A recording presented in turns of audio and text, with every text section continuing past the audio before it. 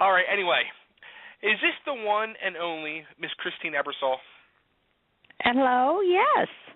Well, hello. How are you? Welcome to Totally Driven Radio. Thanks for having me. You found me on Twitter. Yeah, you know what? That was something I was going to ask you, too. Like, what are your feelings on the whole world of social media? Like, you're really active on Twitter, obviously. That's how we got you. So. Yeah, well, I used to be active on Facebook, but it's a little bit like a gang rape. You know, if you talk about anything political, yeah, it's everybody gangs up on you. So I got out of there.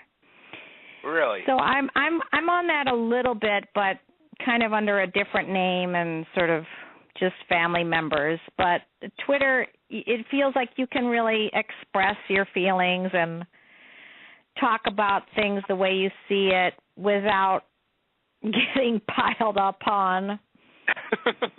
It's kind of hard to get piled up on in 140 characters, although some people can do it, but it makes it a little harder.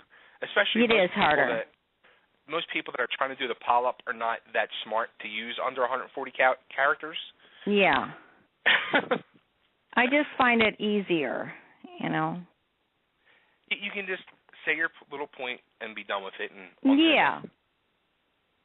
Yeah. So that's I was really surprised. I mean, that's how we get a lot of our guests is through the world of Twitter. And I was thinking to myself before we came on, then I was like, I wonder if she's really into the whole social media thing. And what do you think? Like, I mean, you have a long, incredible career that we were talking about before you came on. Like back in like the days of say like when you were on Saturday Night Live, what would you think of back then if there was like social media then? Well, I mean, I guess I really wouldn't, there's no frame of reference to that, you know. It would just obviously be a totally different world. It would be like it is today, but it wasn't. And in a way, I think there was more freedom in a funny way. In a way, I felt we were freer. Certainly in school, oh my God, the way the kids are in school today, it's like prison. But when we were kids, you know, we could just do so much more. We had so much freedom. Yeah. You know, like you'd be gone all day long and just be home by dinner time. And that's it. You know, everything's so micromanaged. It's like, you know, don't forget your cell phone, and why didn't you answer your cell phone, and text me. Right. I mean, it's all that kind of stuff, you know. Yeah, like when I was a kid growing up in the 70s and 80s, like, the way my mom got hold of me was she hung her head out the window and would scream for me. Like, exactly. You know, you would hear my mom echoing from 3 blocks away, and everybody would stop dead. They would hear her. They'd be like, and they'd look at you. You're like, oh, I got to go home. Exactly. Yeah. I don't know. It's I don't envy kids today. I really don't. I think it's, you know, I think it's tough. Yeah. But it's all good, you know. I'm just going to declare it all good because it's all kind of unfolding and it's all evolving and it's definitely evolving. It definitely is doing that. So, I'm not sure what it's evolving into, but yeah, that I don't know either. I'm a little scared to find out the answer, but it's definitely evolving. Yeah, just, you know, buckle up, Betty. You know, make sure you got your helmet on. I think a helmet is definitely going to be needed. Yeah. So let's go back through your career a little bit before we get into the modern day. Okay. So when you were younger, did you have like I guess growing up in school? I saw you went to the School of Arts when you were actually after college. But like when you were younger, did you have a background at all in anything musical or theater or anything?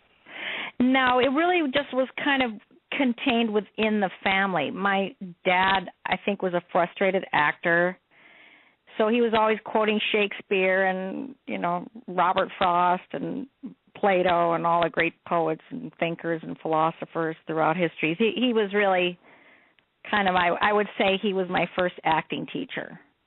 Wow. My mom, on the other hand, was really my first music teacher.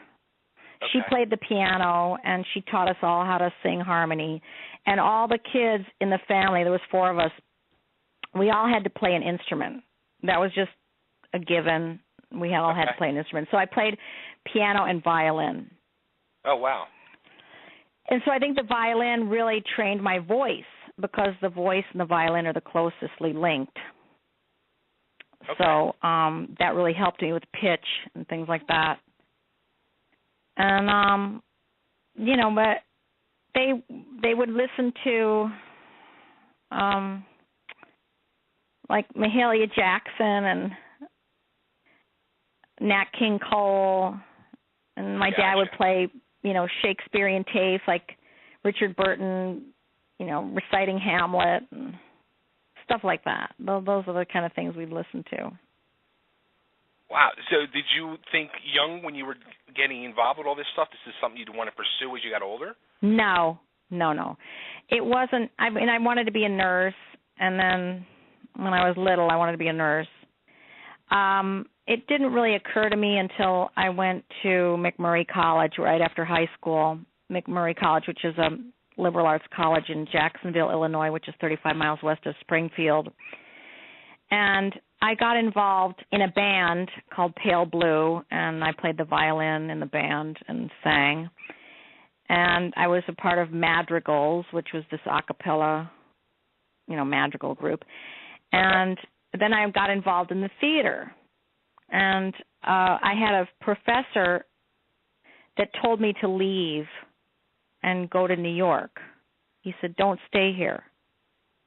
Wow. You got to go to New York." So I did. I auditioned for the American Academy of Dramatic Arts. So I spent 2 years in the Midwest. And then when I was 20, I went on my own to New York City, and I got accepted to the American Academy of Dramatic Arts.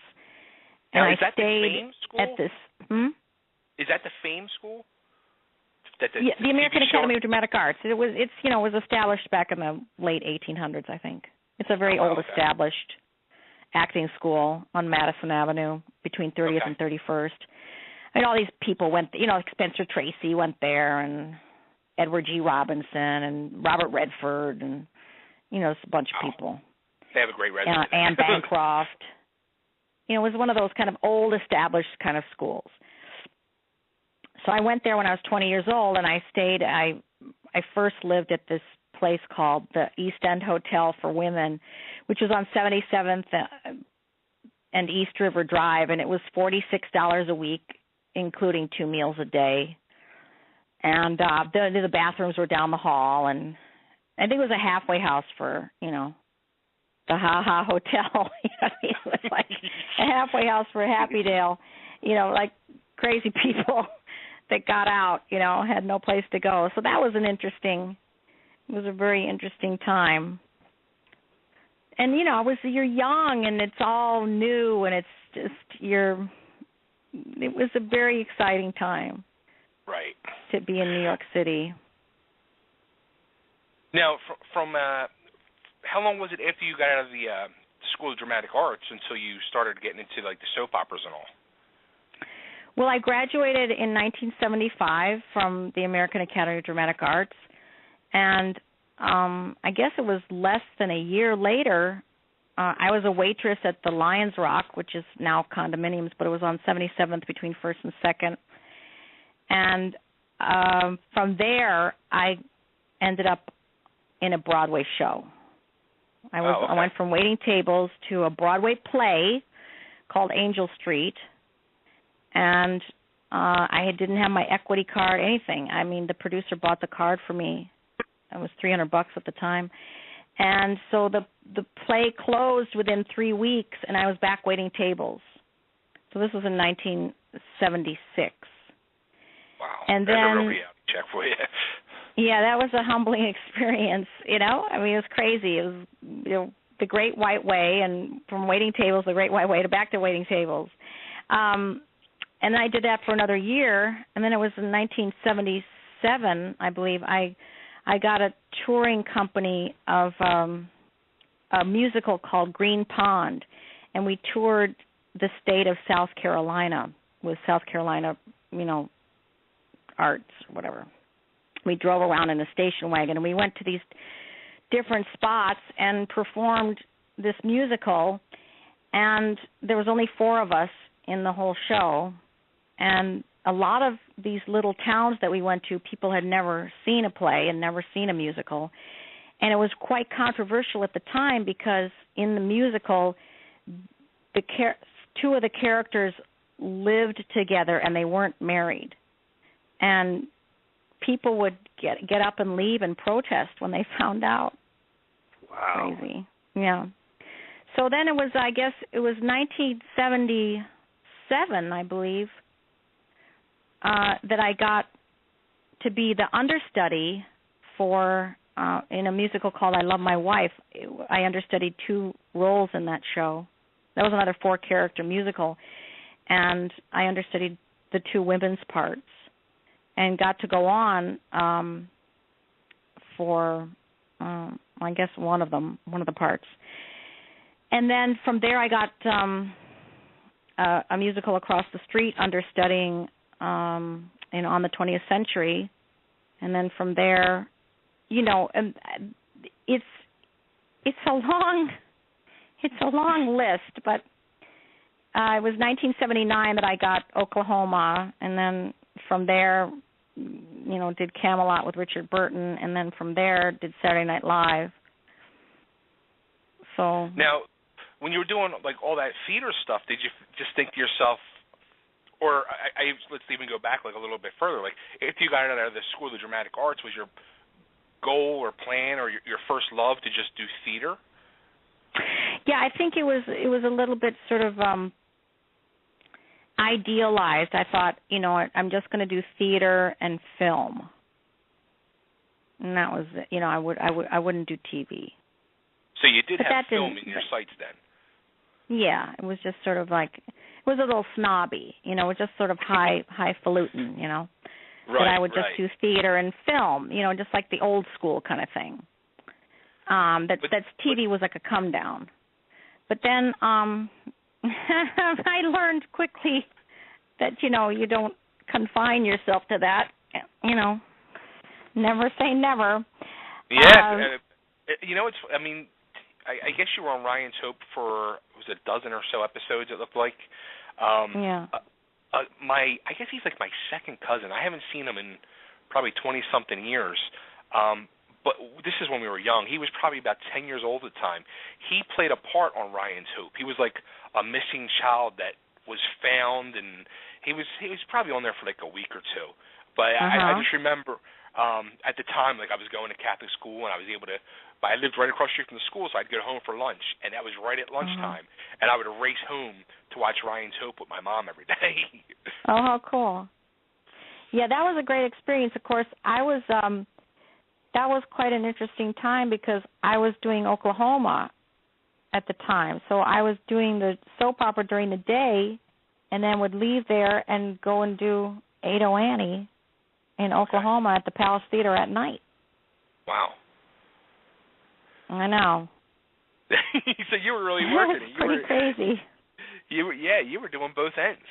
Mhm. So then how do you end up on Saturday Night Live from doing theater? And it seems like how big that happened was there. that I auditioned for a TV show called Love Sydney that Tony Randall starred in, and ended up with Susie Kurtz, but I auditioned for that, and it was like a screen test kind of thing, and it was for NBC, and the producer of Saturday Night Live, Dick Ebersole, got a hold of that, and he was looking through the tape, and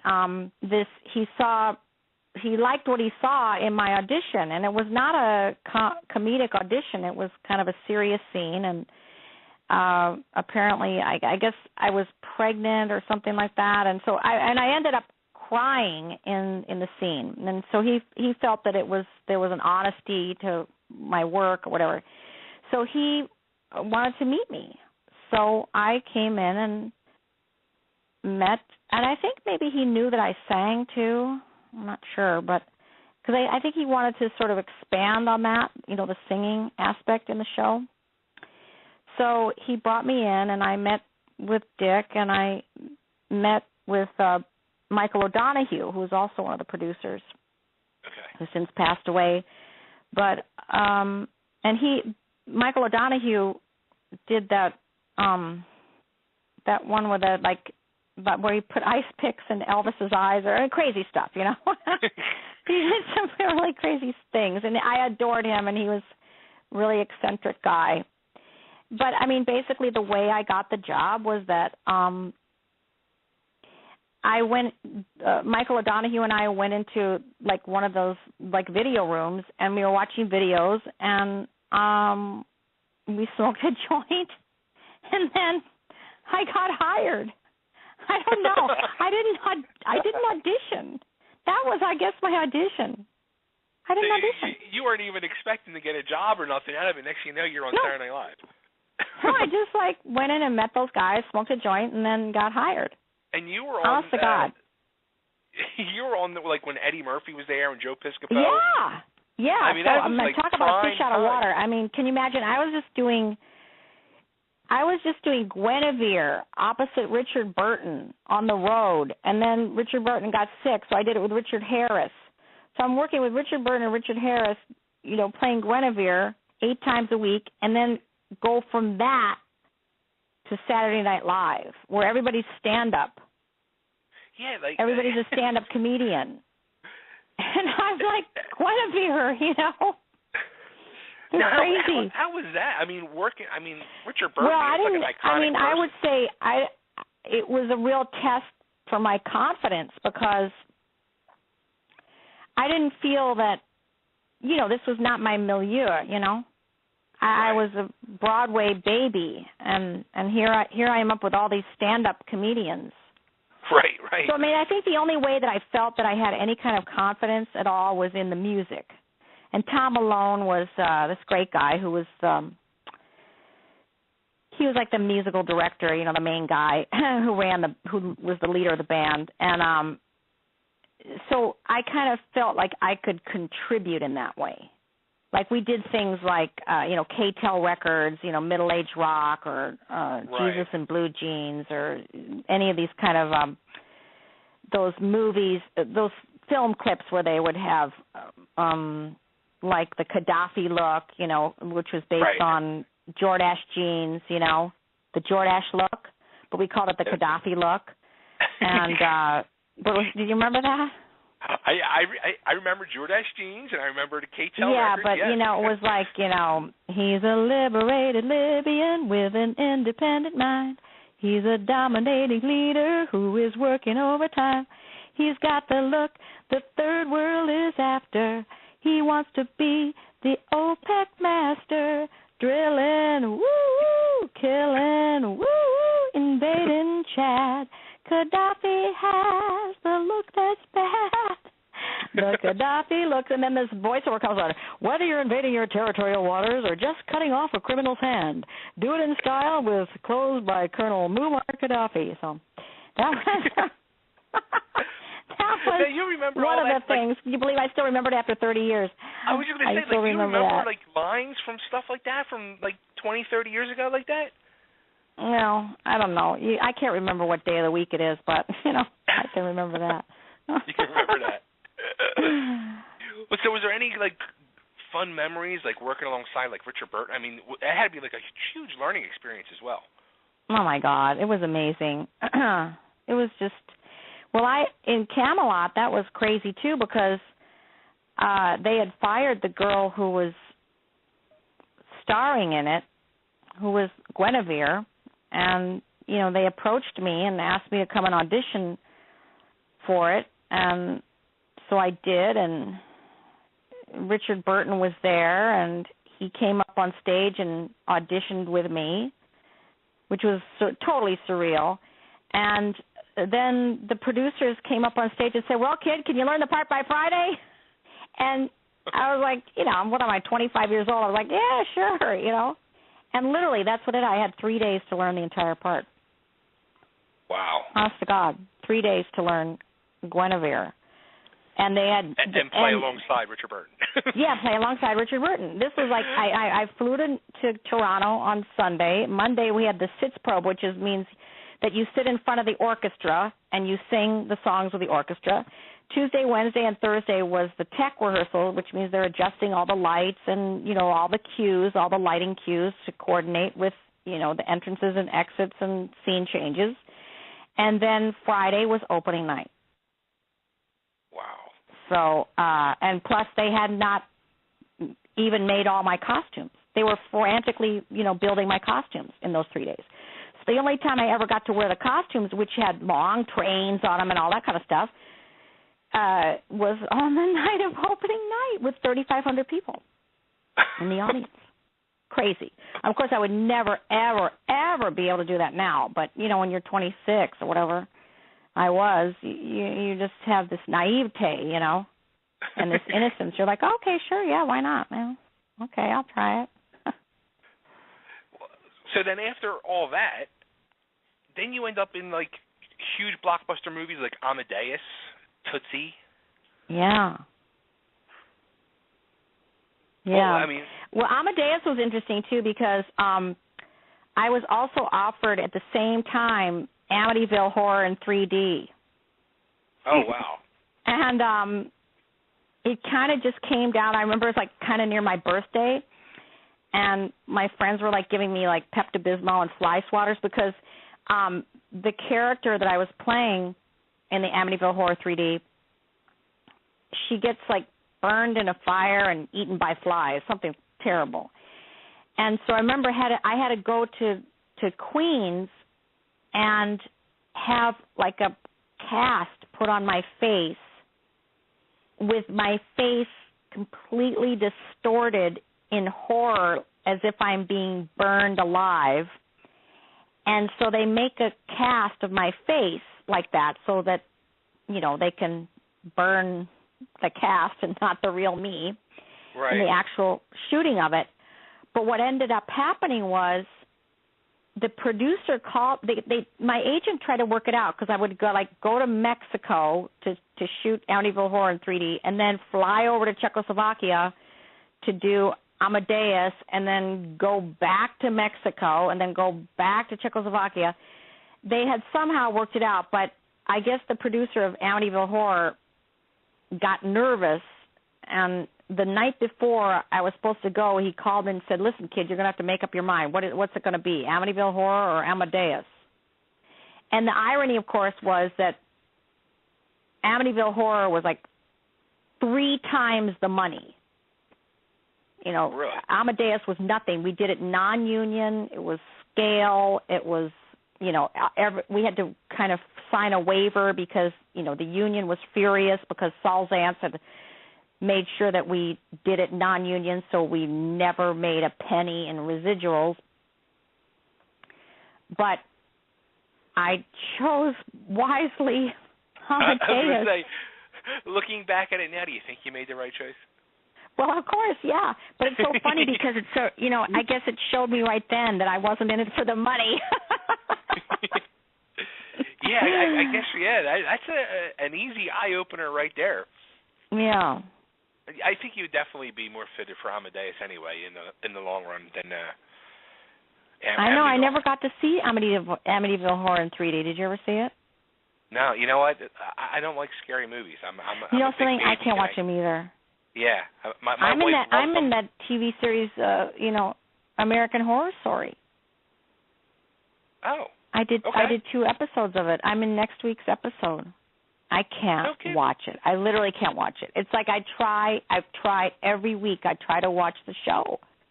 And within minutes, I'm like, turn it off. I can't watch it. I'm too scared. I don't even think to watch them. I just stay completely away from them. Because it's like a branding iron in your head. You can't get those images out. Yeah. And that scary music and the scary images. Oh. Anyway. I don't like it. No. So then, how about Tootsie? I mean, that was another huge movie. Oh, that was amazing, too, because the way I ended up doing that movie was when I was doing Oklahoma, I was on the Today Show. We did a segment from the show. So I was on the Today Show, and I guess the producer at the time, Dick Richards, he saw me on that show and suggested that I come in and meet Dustin Hoffman. So Dustin Hoffman is at this, he's at this hotel on the Upper East Side, this little tiny boutique-y hotel. So I go and meet him at like 10 o'clock in the morning.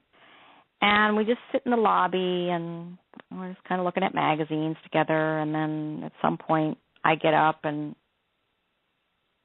I dance with him, like cheek to cheek, kind of dancing in the lobby. It's like this little hotel. He goes, listen, you're the first person here today, but I really want you to be a part of this. So part of this, I guess it was a screen test. So I guess we go to Jimmy McMullen's, which was up in the 70s, up on 3rd Avenue, which part of the movie was filmed at, the restaurant. And we spend the day just doing improv screen test. Then Dustin Hoffman, after the day is over, he goes, listen, you come with me to go to the screen test with me, just like look at the dailies kind of thing. So I'm sitting with Dustin Hoffman. I guess his parents were there. Murray Shishkel's there. And we're in this little screening room. And Dustin Hoffman has just been nominated, I guess, for an Academy Award for Kramer versus Kramer. And he's going over to Europe, I guess, to meet the Queen or something like that. Some big deal. So he's sitting there in this darkened room with me. And he's looking at himself up on the screen. And he goes, oh, God, who am I kidding? Am I kidding? I can't do this. I can't do this. What am I kidding? Who am I kidding? And I'm young, I'm looking at him like, wait a minute. He's just got an Academy Award nomination. He's going to visit the Queen, and he's saying to me, who am I kidding? About playing, this guy dressed up as a woman because he wanted to see what he looked like, dressed up as a woman. Right. So here I am, 26 years old, and I'm saying to Dustin Hoffman, you've got to do this. You can't back down now. So that really made me realize, I thought, oh, my God, confidence is really like an inside job, isn't it? I mean, it's like, you think that all these things that are being given to him, he's being bestowed with this nomination and this and that, going to meet the Queen, that he'd have the confidence, but he's still doubting himself, in front of me. So I'm giving Dustin Hoffman a pep talk. So anyway, it turns out a year later, Jessica Lange and Terry Garr are given those parts that I had, was improvising with him on that day. And my agent was like, well, there's like this little part. I don't think you should do it. I really don't think you should do it. I said, are you kidding me? What are you telling me? Of course I'm going to do it. I've never done a movie before. This is my first movie with Dustin Hoffman. Of course I'm going to do it. So I did, and it was, the girl at the party, whatever. And the day of the filming, Sidney Pollack, who was the director, who became the director, came up to me and he said, listen, Dustin doesn't think that the part that's written here is really right for the character, so we're just going to improvise. So here's a couple points. You got to hit this, you got to hit this, you got to hit this, but, basically it's improvised. And you're the girl at the party. So that's what we did. We improvised the whole scene. Wow. And that was fun. That's so cool. Yeah. Now, maybe from what I remember, I was a kid when that came out, but it seemed like that movie was almost kind of controversial. Like it was I always remember it, like when it was coming out or when it was out. It seemed like it was always in the news, like every night or on like Entertainment Tonight every night. That's what I for some reason that's what I remember. Maybe it's me. Maybe I'm thinking wrong, but I don't know. I don't know if it's because it wasn't politically correct for a man to dress up as a woman or some, It gets worse by the minute, what's political correct, but maybe that was what it was. Yeah, it was all about him being dressed as a woman. But I guess considered blackface or something, right? Right. You can't be a man dressed up as a woman, whatever. But I think it's considered now as like the perfect comedy. Yeah. It literally is like taught in all the colleges and everything as literally the perfect comedy. Wow. It's a perfect movie. So then, like, and then from there to do like Amadeus, like which was like right, the perfect drama. I mean, it was like, you know.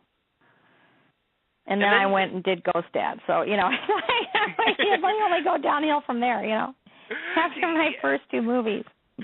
Yeah, that's like with your career, like in that area. Then, like, then you went off and you did like TV and did some more theater and some TV, and then you just like seemed like you left and you went and just concentrated on theater for a while.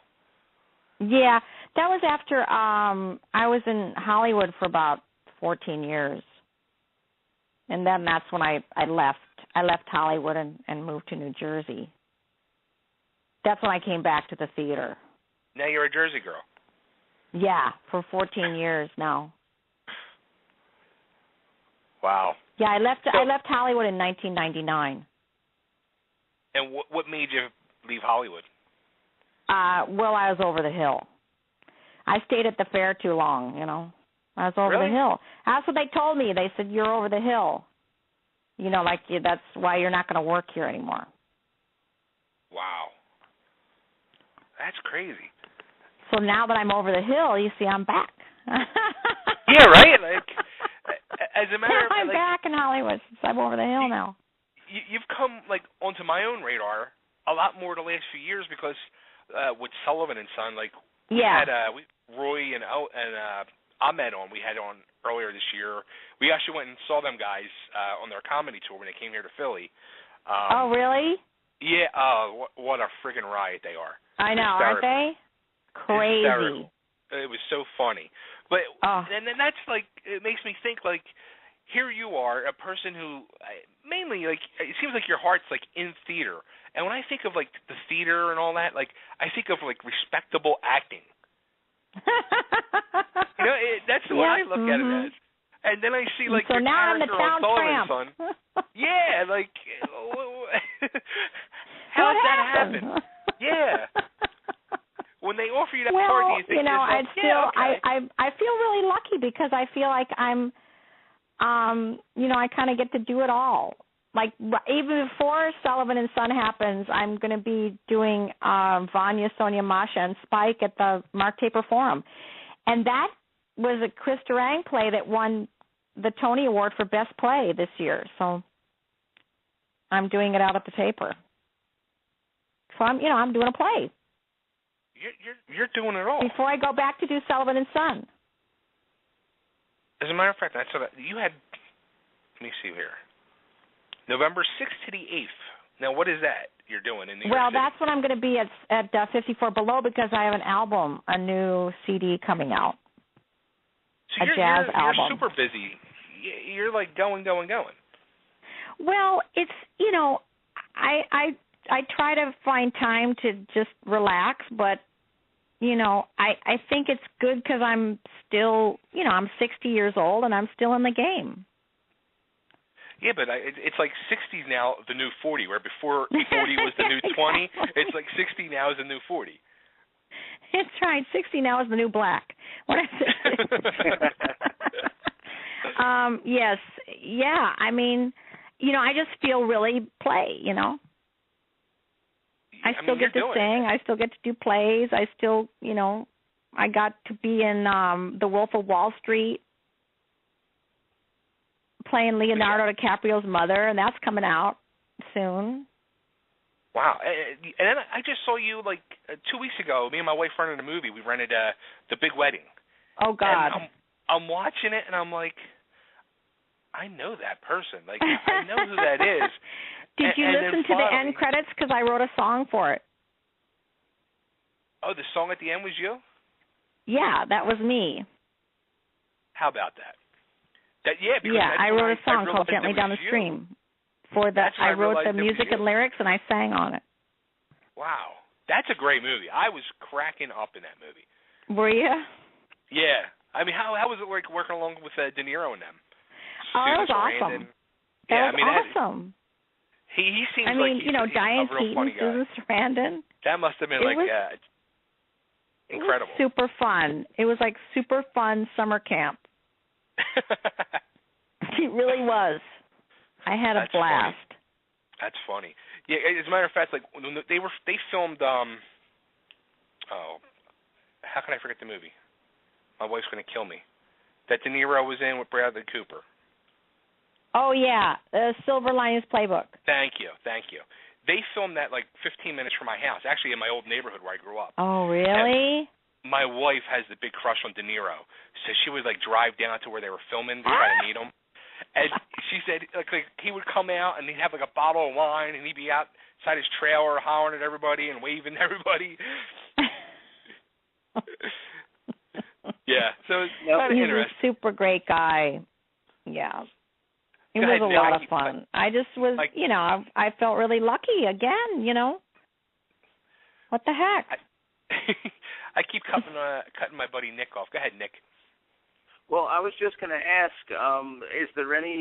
are you going to return to, Royal Pains? I know that you've been there since pretty much the pilot episode, right? Yeah, I was on the pilot. Yeah. And, well, I think you know what? They didn't ask me back this year, and I'm kind of bummed. But, I think it gets a little bit tricky, when you're on another show. Right. Doing Sullivan and Son, they don't like to spread you around. So it becomes where you have to have clearance and all that. So they don't,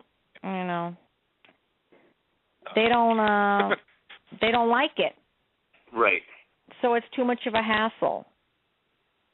So they didn't ask me back, which is a drag because I really love that show and I love the people on that show and had the best time doing it.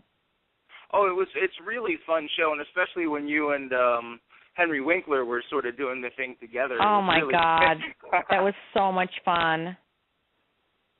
This is the best absolutely. Time.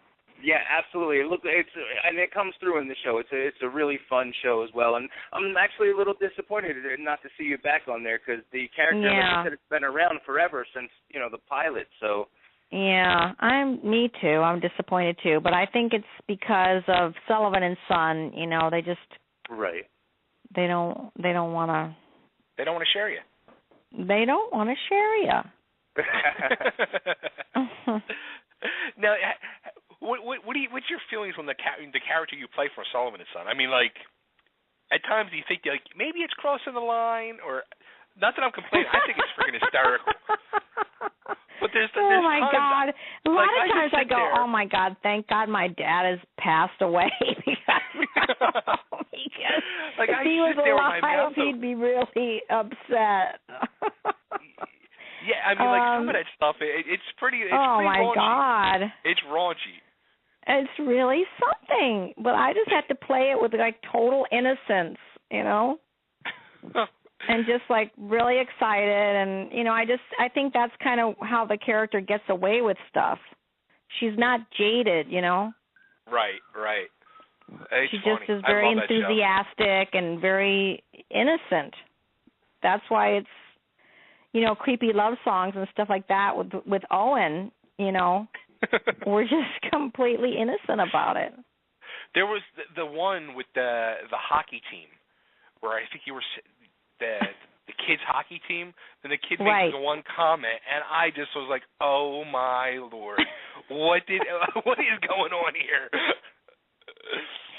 I don't know. If it was bad, I blocked it out. I don't know. Oh, that's funny. You'd have to tell me what it was, but yeah. I just have a blast on that show, though. I mean, the people are so nice. It's so much fun. We just laugh all day long and then, get money. So it's, And you're working alongside your old Saturday Night Live buddy, Brian Doyle Murray. I know. Can you believe that? After 30 years. How funny is that? 30 years. And then we worked together again. Did you ever ask him, like, when I hear him talk, it sounds like his voice and his throat must be in so much pain. I think it's from smoking all those cigarettes. He smoked like 2 packs a day. Wow. It just sounds so painful. It really does. It's like Harvey Firestein. He's right. the same way. But, yeah, I think that's what it was. It's just smoking a lot of cigarettes. He doesn't smoke anymore, but I think that's what it did. Wow. So when do you start filming again for that? For the new season? Probably in March. Oh, so you got some time yet. Well, no, I'm going out in January to do, to work at the taper, so. Oh, okay. Wow. And then next week on American Horror Story, we get to see you. And that's on FX. Is that Wednesday night? Wednesday night? Look at that. 10 o'clock on FX, the American Horror Story. See Christine Ebersole. Bad things happen. Oh, that's not good. Don't tell us no more. I won't tell you anything more. Yourself? Will you watch yourself? I'm going to try. I've been trying to watch it every week, but I get too scared. Here's a question for you, going back to Sullivan and Son. How about when like your kids, do your kids watch that and kind of cringe at the character you're playing?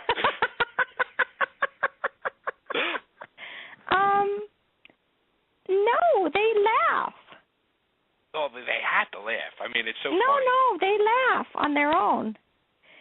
My daughter doesn't want to watch it, but Aaron watches it, and he likes it. And my oldest son, Elijah, actually is been in the show. Like he was in 4 of the episodes this last year. It worked as an extra. So are your kids going to follow in your footsteps? Well, I think on some level they're all kind of interested in it, which is really cool. I'm really happy about that. I never understood when people think, oh, I don't want my kids to be in show business. Well, why are you in show business, Right. It's like what? It's like not good enough for them or what? I don't get it. If people are happy at doing what they do, then that's what you want to promote in life, isn't it? Yeah, absolutely. What makes people happy? Doesn't mean it's not hard work, but, and if it doesn't work out for you, you're going to find it out yourself. No one else can tell you. That's true. So I think it's cool. Words of wisdom from Christine Ebersole. And you can see her in New York City, November 6th through the 8th. And where is that again? 54 Below. At 54 Below. Which is on 54th Street. How about that? How about that? Is it near the old Studio 54? Yes, it is in the old Studio 54. How about that? Look at that. Yeah. Wow. You know what the best part of New York City is, or was, for me? I would drive up there, me and my family, we'd drive up there like 3-4 times a year just to go to buy cupcakes from Crumb's Cupcakes. Nice. They're still in existence, isn't it? Oh, yeah. Yeah, they've been branching out. Now there are actually a few in my area, so I don't have to drive all that way and spend all the money on tolls and gas to buy cupcakes. Oh, that is so nice, Crumbs. Now that you mention it. See that? But I went on to Weight Watchers, so I think there'll be too many points. Yeah. Uh-oh. Yeah. Actually, we're me and my co-host Nick and my other co-host Frank, who's out with a strep throat tonight, we're doing a weight loss challenge where we're all starting Ddp Yoga next week. What's that? Ddp is a former professional wrestler, Diamond Dallas Page. He formed his own brand of yoga, and it's been, taken over the country. He sold over 50,000 copies of this yoga, and a lot of professional athletes are doing it now, professional wrestlers, UFC fighters are doing it, and he's been all over the news. Well, what makes it special? What he did was he took yoga and combined it with physical therapy exercises. Wow. So it's a little different, yeah. Right. There's a lot of, instead of being hard impact, there's a lot of stuff. He uses this technique where you sort of clench your muscles and release them, and it sort of naturally raises your heart rate. So you're not getting the impact from, running and jogging, but you're still getting the cardio by flexing and unflexing your muscles, basically. So it's almost like isometrics in a way, right? Absolutely. It's sort of a yoga isometrics combo. Wow. That's fantastic. Yeah, so we're you're going to do that and then combined with dieting, or? Yeah, there's actually a whole diet that goes with it as well. What's the diet? Is it vegetarian or? No, it's a lot of vegetables and I should say proteins. Steering away from a lot of carbs. I haven't really dove into. They give you like a whole program book. I just got my copy the other day, so I need to sit this weekend and really prepare for our challenge. Oh, that's fantastic. And do you have a specific like weight that you want to lose, or just get in shape? Well, we're all big guys here. I myself, I'm weighing 320. Okay. And my goal for years has been to hit 250. And a couple times I got close, but then I gained it all back. Yeah. And Weight Watchers I've done, and as long as you do it and follow the plan, it works. But then when you stop doing it, it comes back. Oh, that's the bummer, isn't it? I mean, it's like, how do you focus on the lifestyle? That's the whole thing. It ends up, you can't think of it as a diet. It literally has to be a lifestyle. No, you have to think of it as the lifestyle. Yeah. It's tough. And then when you want to just kind of splurge and have like a piece of chocolate or something like that, you don't how do you do it with just like having like maybe one piece and not the whole bar, you know? It's tough. That's the thing. Tough. The one thing on this that I was reading, no soda. And I drink, I'm a Diet Pepsi like addict. So I got to figure out what I'm going to replace. I can tell you, I can very, very easily make you never, ever have diet soda again. Oh, no. Well, okay. But let me just throw it out there because this is just the reality, okay? So do you know that diet soda has aspartame, right? Yes. Uh-huh. Right, okay. So aspartame is, okay, you ready? Aspartame is made, how they get aspartame is it's excrement from genetically modified bacteria. When you start out with excrement, you already sold me. Okay. So that's number one. That's what it is.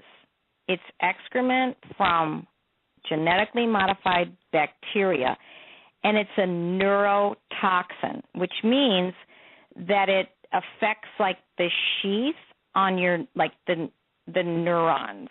So in other words, it causes like MS, really? Cancer of every kind. It's like drinking poison, and it's banned. It's been, there's been so many studies on it, and it was banned. Like all these scientists were like, no, this stuff is really dangerous. It's really dangerous. It's really dangerous. But Donald Rumsfeld, it was his product. I think it was like Lilly, or I can't remember exactly, the pharmaceutical company that he was on the board of. Okay. So he rammed it through and got it approved by the FDA. You just buy people. FDA, you just like pay them money. I mean, they're not like a modicum of morality or anything. It's just, how much they get paid. But no offense, FDA, but it's kind of just the deal. So it got pushed through, and now aspartame is in everything. Now, gum, like juicy fruit gum that's like sugar in it, has aspartame in it. Every type of gum has aspartame. It's in everything. And it's one of the most dangerous toxins that and the body doesn't get rid of it. So it's not filtered like through the liver or the kidneys. It stores in the liver. So yeah. So you don't need that. But see, the other thing is that's good about like not, how knowledge is power. That to have the knowledge about that in a way it's almost like an act of defiance because you're returning the power to yourself. You're not giving it away to like these companies that say, hey, you know, we know what's good for you or we know what's best for you, because the body doesn't know that it's not sugar. It doesn't know that. It can only register it as sugar. That's why a lot of people that are overweight, they're constantly drinking diet sodas. But the diet sodas make you gain weight. Did you know that? No. Yeah, they make you gain weight. So all of your listeners out there that are drinking diet soda, it's really an act of liberation and an act of defiance to never participate in that again, because it is like, that is like one of the biggest lies that we've been sold. I mean, one of the biggest. And it's a billion-dollar industry, and it's nothing but poison. Thank you very much, and good night. Thank you very much. And before I let you go, can I get you to just say, this is Christine Ebersole, and you're listening to Totally Driven Radio? This is Christine Ebersole, and you're listening to Totally Driven Radio. Thank you so much. Thank you. It was so great talking to you. Yes, thank you. It was so great talking to you too. I was very nervous. And good luck on your yoga. Thank you. We'll keep you updated. We're Twitter friends. Awesome. I think you follow us. If not, please follow us. I sure will. Well, I'm so glad you found me on Twitter. Me too. And don't forget, everybody, tune in next week on American Horror Story on FX Wednesday night. See Christine in action. She probably won't be watching herself because she will be scared. I'll just peek. Just peek. All right, Christine, thanks again, and we'll talk to you soon. Thanks so much for having me. You're welcome. All right, all the best. All right, take care. Okay, bye-bye. Bye. All right, everybody, that was Christine Ebersole. Wow. Nick, that went great. I was scared.